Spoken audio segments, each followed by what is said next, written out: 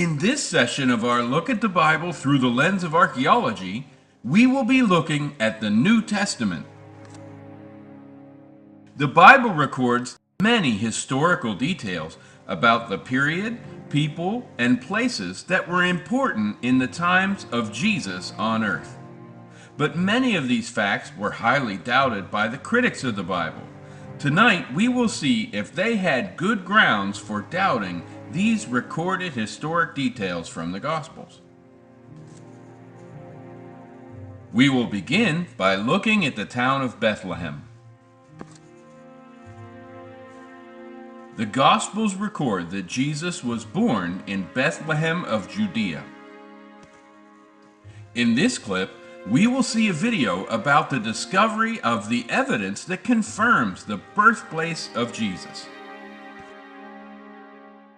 Israeli archaeologists have discovered the first physical evidence supporting Old Testament accounts of Bethlehem's existence centuries before the town became revered as the birthplace of Jesus. The proof came in a clay seal unearthed near the walls of the old city of Jerusalem and imprinted with 3 lines of ancient Hebrew script that include the word Bethlehem. Eli Shukran, who directed the excavation on behalf of the Israel Antiquities Authority, said the seal apparently had been placed on a tax shipment of silver or agricultural produce sent from Bethlehem to the king of Judah in nearby Jerusalem in the 8th or 7th century BC. Scholars estimate that Jesus was born in Bethlehem in 4 BC. The Bible records that Herod was the king at the time when Jesus was born.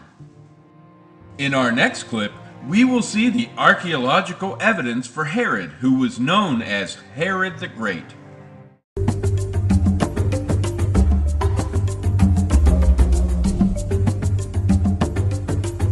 63 BC is quite an important year in this region. At the gates of Jerusalem enters Pompeius, the Roman general, and the whole region is subjected to the Roman Empire. For 20 years, Maccabean kings continue to rule this land, but by 40 BC they appoint a new ruler, Herod the Great. Herod the Great, who ruled over this Provincia Judea for 33 years, transformed this land, constructing cities like Caesarea and Samaria, transforming Jerusalem. He also created fortified palaces like at Masada and Herodium. The site which he humbly named after himself was also to become his burial site. And yet the ancient sources do not document the precise location of the burial. Tracing the tomb of Herod the Great would be the goal of various archaeological expeditions. And in 2007, the late Professor Ehud Netzer announced tracking the tomb of Herod in Herodium in a surprising location.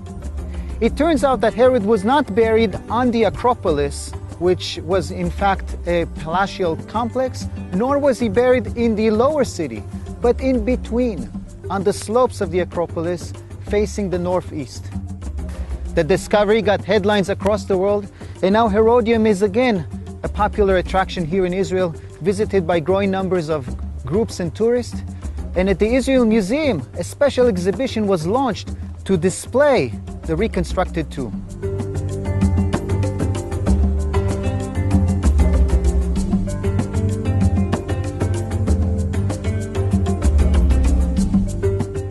The archaeological work of the Franciscans on the top of the mountain indicated that some parts of Herod's palace were turned into public hallways with sets of benches. These were undoubtedly additions made by the rebels, the Jewish rebels, going against the Roman Empire 70 years after the death of Herod and turning the triclinium in this case into a synagogue. Synagogues were mentioned in the New Testament, but they were not common. And this is one of the earliest archaeological evidence in the world for a Jewish synagogue.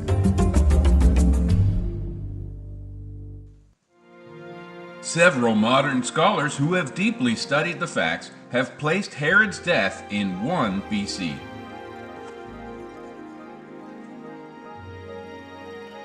Next, we will look at Nazareth, Israel. The Bible records that Jesus grew up in Nazareth of Galilee. In this next video, we will see the archaeological evidence for the previously scoffed at hometown of Jesus. This is the city where the New Testament says Jesus lived as a boy. Only a few feet from the Church of the Annunciation, archaeologists have been carefully chipping away at the earth, collecting shards of pottery and other artifacts. They say they have made the first discovery of a dwelling that dates back to the time of Jesus. The character of the walls is typical of Jewish villages in the early Roman period, and so this would be the sort of house that Jesus or people of his period would have lived in. The discovery so close to Christmas has pleased religious leaders here, who say it provides more evidence of the truth of their biblical traditions. To have this now in this time, in this period, it's very interesting, especially we are in Christmas. So it's a gift to Nazareth. The archaeologists found remains of a wall, a hideout, a courtyard, and even a water system that appeared to collect water from the roof and supply it to the home. This hasn't been found up till now, so it really is some kind of a revelation from the point of view of Nazareth itself. The dwelling, plus older discoveries of nearby tombs and burial caves, suggest that Nazareth was a hamlet of about 50 houses sitting on about 4 acres of land. The excavations director says the inhabitants were probably Jews of modest means who kept camouflaged grottos or caves to hide from Roman invaders. It's not clear how big the dwelling is. The team has uncovered about 900 square feet of the house so far, but the archaeologist says it could be much larger, perhaps meant for an extended family. Ross Simpson, The Associated Press. Jesus left Nazareth to be baptized by John in 26 AD. Next, we will look at Capernaum, Israel.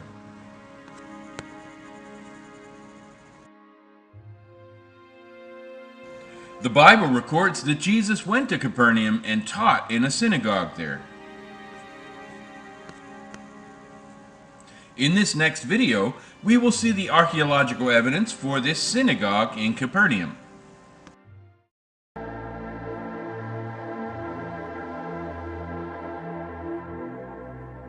We are in Capernaum, which was a very important city as far as the New Testament records are concerned, because here Jesus Christ made his headquarters, spent a lot of his time, and performed many miracles here. In particular, the biblical record refers to him being in the synagogue and casting out a demon here and preaching in the synagogue at Capernaum. And this is the reconstruction of a synagogue. This pillar has a Greek inscription on it which says Herod and his son Justus and their children erected this pillar. And so they wanted a little credit, you see. The pillar over here, it has a Latin inscription which is of much later date, and it simply refers to the man who reconstructed the synagogue here. On the western side of the synagogue, there is a prayer hall, a long prayer hall. You can see that from the seats that are along here. This is where the men used to sit while the prayers were being recited, and so this was a prayer hall along on this side. And over here on the eastern side, there was a courtyard, and, you know, this is where people met before or after the service and had a little chat to each other, and so this was over on the eastern side. Now, here are some of the original paving stones, and these are very important because the archaeologists lifted some of these stones and looked underneath them. Underneath is a very solid layer of thick plaster. It's 10 centimetres thick, but underneath the plaster they found, guess what? 30,000 coins. Now that's very important because from these coins they were able to determine that actually the coins were of the 3rd and 4th century AD. That means that these paving stones have to be later than that. So therefore, any question of this being the exact synagogue in which Jesus preached is just not on. It means that this particular part of the synagogue, called the White Synagogue, was of a later period, 3rd or 4th century AD. You will notice on this western side of the synagogue there are a lot of black stones because the synagogue itself is made of white limestone. Some of these blocks are 3 or 4 tons each, and they come from miles away, and that's why it's called the White Synagogue. But down beneath the White Synagogue are these black basalt stones. See, all around here is volcanic black stone. And you will notice that these black stones go in under the synagogue. Now, the important point about this is that these stones are obviously of earlier vintage, and that has led some people to the conclusion that although the white synagogue was of a later period, it is built on the site of an earlier synagogue which could go back to the 1st century AD, which would identify it as the synagogue that was used during the time of Jesus. Behind the synagogue are some steps. It is thought that these steps mounted up to an upper story. And if that is so, well, that is probably where the women went. You know, men and women are always separated. So the men were downstairs in the main body of the synagogue, and the women would go to the upper floor to participate in the worship. The Bible records that while Jesus stayed in Capernaum, he also stayed at Peter's house and healed Peter's mother-in-law. In our next video, we will see the archaeological evidence for Peter's home in Capernaum. 1st century. The significance obviously is Jesus taught frequently in the synagogue, which would be there. Those of you who just entered, that is 3rd, 4th century ruins, but there's a basalt foundation. It's turned just a little. This one was built to face Jerusalem. The other one's a little off kilter. We'll point it out. But it's clearly 1st century, the pottery that was found, etc. And that would have been the one that Jesus would have worshipped at, prayed at, taught at, and this is Peter's house underneath. This is, in my opinion, a 1 out of 5. 5 being that it's a 5. That this is truly the spot, and I will tell you why. There's graffiti that goes back to the 1st century, Christian graffiti from pilgrims in a variety of languages, indicating that this was an observant spot. Frescoes, plaster, on the walls were in the 1st century as well. No home in this part of Galilee plastered walls. In addition, in the 1st century, pillars were added to the one room here that you see to raise the roof. And pottery in the mid-1st century onward is not domestic. So this became some type of location that people observed. Eventually, you will see an octagon-shaped building, foundation put around it, which is a Byzantine church, 5th century. But even pilgrims in the 3rd and 4th century talk about this is the place, and that inside the Byzantine church are the original walls of Peter's house. So there is so much evidence to state, yes, this is the place. The graffiti, the walls being raised, the roof, plaster on the walls, etc., that I would argue indeed that this is the place of Peter's house. Let me read to you a text. We're going to start in Matthew 8:5. It says, "Now when Jesus had entered Capernaum, a centurion came to him pleading with him." Now I read part of this text before. Remember that we have Roman officers in this area, etc. It says, "My servant is lying at home, paralyzed, dreadfully tormented." And Jesus said to him, "I will come and heal him." Watch the centurion's response. "Lord, I am not worthy that you should come under my roof, but only speak a word and my servant will be healed. For I am a man under authority, having soldiers under me, come and go, etc." And Jesus said, "I've not found such great faith, not even in Israel." It's ironic twist that you have a man of great faith, and yet this city is going to be cursed by Jesus later on. All the miracles I've done, I'll read the passage when we get to Bethsaida. But all the miracles I've done, you've not repented, and it'll be worse for you than Sodom and Gomorrah because you've not responded. He says, "Go away, you've believed, so let it be done to you." And the servant was healed that hour. Now when Jesus had come into Peter's house, all right, so we move over to here, and here's Peter's house. He saw his wife's mother lying sick with a fever, so he touched her hand, and the fever left her, and she rose and served them. It's an imperfect tense verb, and I think it's an indication there was a constant ongoing of service. Gratitude for what God had done in her life and service to them. So here you have one of the most exciting spots, in my opinion. I think the altar at Dan is certainly significant, the burnt layer at Hatzor. But knowing that Jesus spent a whole lot of time right here in this location, being Peter's house. And again, if you look carefully, you can see the laying out of the four-roomed house. I was going to read a passage elsewhere of the man that was a paralytic, and it says, they dug into the roof and brought him down. Remember the mud and you saw the rafters, they would have brought him through the rafters. But they would have had to dig through that hard mud first. You can imagine, here you are in that crowded little home, all of a sudden stuff's falling from the roof as they're lowering this paralytic. So, but this is a four-roomed house as well, which is definitely Jewish, and it definitely is first century. Okay. Jesus healed Peter's mother-in-law in 27 AD. Next, we will look at Jerusalem, Israel, just north of the Temple Mount. John records that Jesus healed a man at a place called the Pool of Bethesda in Jerusalem. In this next video, we'll see archaeological evidence for the pool mentioned by John.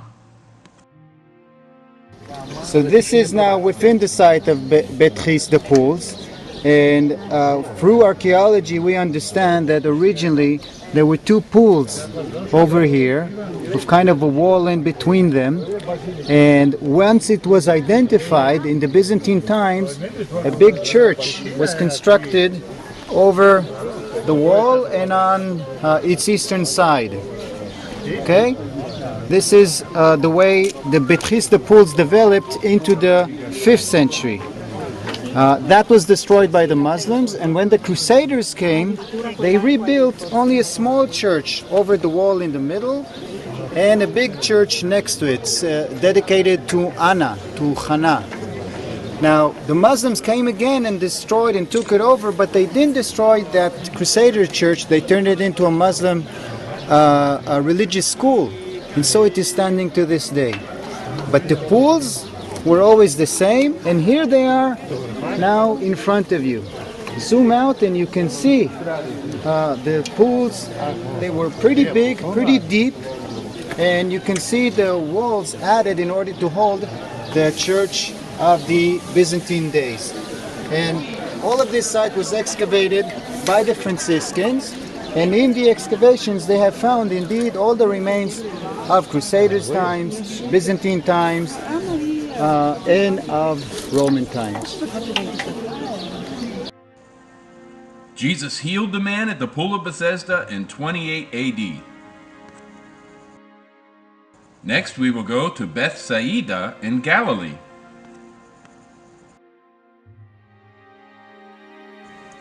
Luke records that Jesus also healed, taught, and fed many near this city of Bethsaida. In this next video, we will visit the dig site of this biblical city.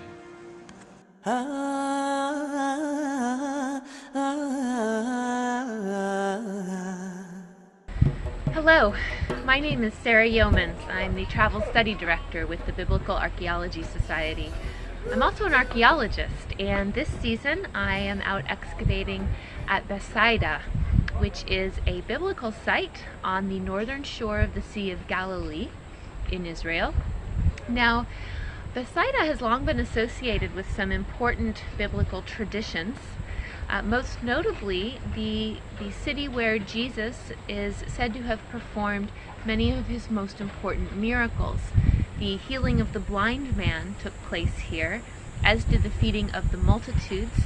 And when Jesus walked on the water of the Sea of Galilee, this act would have been visible from the heights of the city. This is Dr. Carl Savage with Drew University. Dr. Savage is the assistant director here at Bethsaida. He's been coming here for 15 years, sometimes bringing his students. Dr. Savage, this area that you're excavating here, what do we think it is? This is called Area A West, and I think there's the remnants of one of the large courtyard houses in here. Several years ago I had worked in that area, found a plaza and some indications of a large, elegant house. And in this section over here that they're doing all the reconstruction for the tourists, we found evidence of first century dwelling. So we think the two things are connected. So there's 6 squares here. We're hoping to find the rest of the building. Okay, so the objective for this season is to get a sense of what the entire building was looking like at that time. And what would be the approximate date of this area?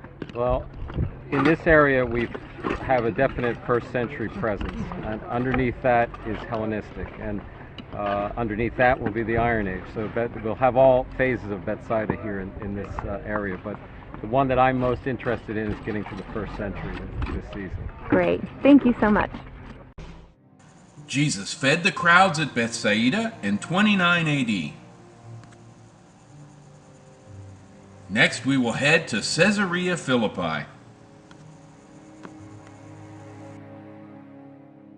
The Gospels record that Jesus went with the disciples to Caesarea Philippi and asked them an extremely important question.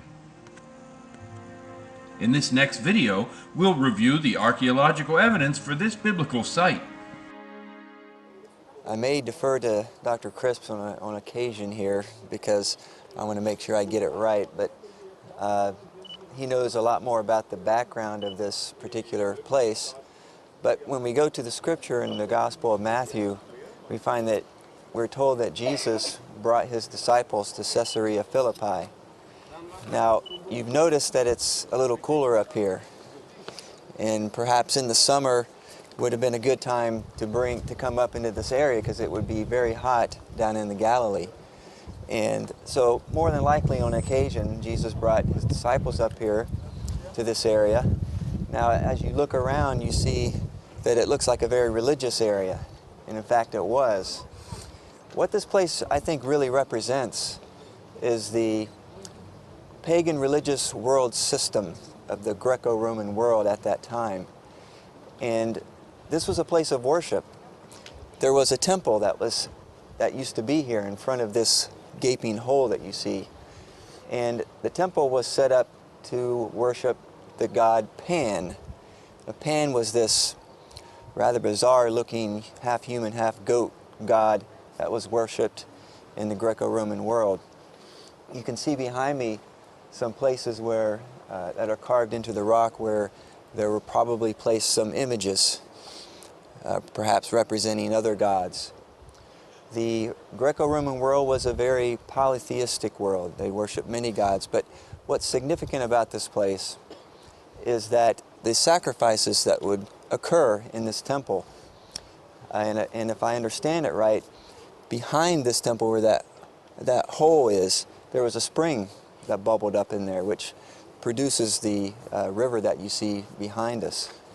And they would sacrifice goats and animals, cast them into the spring, and then they would observe whether there would be blood or parts of the animal that would emerge below them.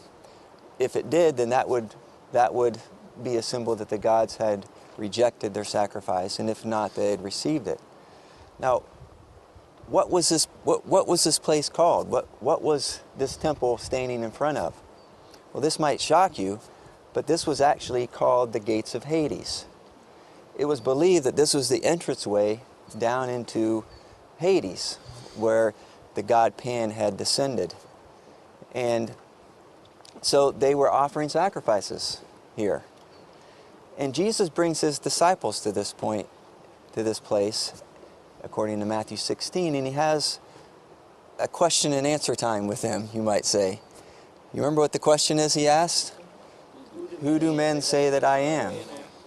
And various answers are given. Some say Elijah, some say John the Baptist, or another prophet, Jeremiah, or some other prophet. And he says, but who do you say that I am? And Peter speaks up, as he usually did, and he gives the right answer. He says, you are the Christ, the Messiah, the Son of the living God. And then Jesus says to him, blessed are you, Simon, son of Jonah, because flesh and blood has not revealed this to you. Human teachers didn't tell you this, but my Father in heaven. He says that to Peter here in this area. And then he goes on to say that you are Peter, and upon this rock I'm going to build my church, and the gates of Hades will not prevail against it. Once again, we see that Jesus is referencing something that they were familiar with. Jesus and the disciples went to Caesarea Philippi in 29 AD. Next, we'll head back to Jerusalem in Israel and look on the south side of the Temple Mount. John records that Jesus healed a man who was blind from birth, and he sent the man to the Pool of Siloam as part of the healing. Our next video will cover the archaeological find of the Pool of Siloam. Well, a sewage worker gets sent out to fix a broken line, but he ends up unearthing something with spiritual and historical significance. In the process of digging up that line, he hit something besides a pipe. It turns out he stumbled upon an ancient pool under the streets of East Jerusalem. Archaeologists believe it's the Pool of Siloam, where, or according to the Gospel of John, Jesus healed a blind man. No one was more excited than archaeologist Eli Shukran, who was there when the steps, or rather he was there when the steps to the ancient pool were actually unearthed. He joins me now live from Jerusalem. Eli, tell me what it felt like and what was going through your mind when you saw the steps. It was exciting. You know, 2,000 years, no one knows exactly where is the pool. And now you found it, you touch the stone, you touch the pottery, you touch the coin, and it gives you a great feel. And if you think about the story, you go back to the Gospel of John 9:6-8, and it said, Jesus smeared the mud on the blind man's eyes and said to him, go wash in the pool of Siloam. So the blind man went away and washed and came back seeing. Now you say you've discovered this pool. How do you think it's going to change how scholars view the Bible, Eli? I don't know if it's going to change something, but we know today exactly where it was happened. And we have all the evidence, everything that we know surely that this is the place that we found now. It's a big, big pool. We're talking about 1 acre pool that built like steps that you can go into the water. You can make a ritual bath, you can drink in the water. We think it's more a community pool that the people can come, sit together around. And if you're talking about Jerusalem in the Second Temple period, when the pilgrim came to Jerusalem, this is the place that they came first to sit there, to make a ritual bath, and from there they go up to the temple. So also we found the connection between the temple and the pool, and this is give us the idea how it was there in that time. So, and also to match the time element, didn't you say you found some coins, or there were some imprints from some coins within the walls that made that connection? Is that right? Yeah, we found the coins. You can see 1 coins. We found a lot of coins. This coins from the revolution between the Jew and the Roman, the war. And we can see this one of a lot of coin that we found in the excavation. Also, we found the pottery, we found a stone vase, we found a lot of evidence that give us the date of this pool, and now we know exactly that this is what we found. This is from the Second Temple period, the time of Jesus, and this is the pool. And if in the New Testament they talk about the Siloam pool, this is the Siloam pool from the Second Temple period. And if it was a miracle, the miracle was there, no in the other else. That's amazing. We want to thank Todd Bolin also with BiblePlaces.com. He brings us these incredible pictures, Eli, of what you came across. Finally, if I come to visit or anyone else comes to visit this area, will there be a point in time where we can actually walk down these steps and visit this pool? How will it be preserved now? Yeah, it's open to the public. We didn't finish our project there, but the people can come to see, to look, to sit close to the water, and feel how it was before 2,000 years, how it was when Jesus was around there, or how it was when the people came to this pool, and from there, this area, go to the temple. They can feel it and they can come and to see it. No doubt sense the miracle. Eli Shukron, the archaeologist who actually unearthed this famous pool of Siloam. You can read about it even in the New Testament. It's pretty incredible to see the pictures and read about it. Eli, thank you so much. That wraps up this Thursday edition of Live From. I'm Kira Phillips at the CNN Center in Atlanta. Jesus sent the blind man to the Pool of Siloam in 29 AD. So far, we have clearly seen the early details recorded in the Gospels are resoundingly confirmed by archaeology.